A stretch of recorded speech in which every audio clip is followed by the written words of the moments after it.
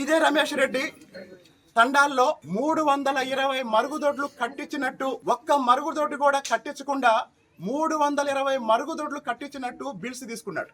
ఒక్క మరుగుదొడ్డు కూడా కట్టించకుండా 320 మరుగుదొడ్లు తండాల్లో కట్టించినట్టు బిల్స్ తీసుకుంటే రమేష్ రెడ్డి చేసిన అవినీతికి ఒక ప్రభుత్వ అధికారి బయలయ్యాడు. సొంత పార్టీ నాయకుడు కాబట్టి పార్టీ ఇంట్రెస్ట్ దృష్టిలో పెట్టుకొని చాలా విషయాలు మాట్లాడలేదు. కానీ ఇప్పుడు లోన్ ఇప్పించమని అడిగిన ఒక గిరిజన మహిళని చెప్పిన తర్వాత అలాంటివి జరుగుతున్నప్పుడు రాష్ట్రంలో దేశంలో ఎక్కడ జరిగినా నేను స్పందిస్తా. అలాంటిది నా నియోజకవర్గంలో జరిగిన తర్వాత నేను స్పందించకపోతే, బాధితులకి న్యాయం జరగకపోతే నేను ఎమ్మెల్యేగా ఎందుకు ఉండాలి? ఉండవల్ల ప్రయోజనం ఏంటి?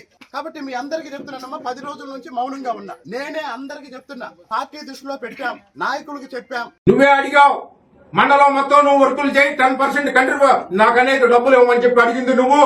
అడగలేదా? 2 కోట్లు ఈయనన్న కానుచ్చే నా దగ్గర నా పరిస్థితి ఇది అన్న కానుంచి అప్పటి నుంచి మొదలు పెట్టారు మీరు.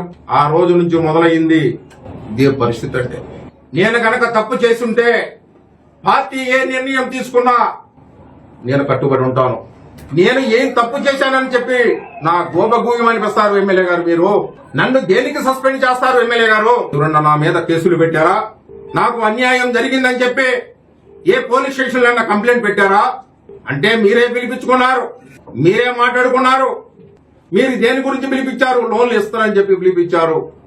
ఒక్కొక్కరికి ఏదో ఇస్తానని చెప్పి, పారితోషికం ఇస్తానని చెప్పి పిలిపించారు. వాళ్లే తెలియజేశారు, మీకు అందరికీ కూడా చెప్పారు. ఇక అంతకంటే మేము చెప్పాల్సింది, ఎందుకంటే చాలా చెప్పుకుంటూ పోతే చాలా ఉన్నాయి.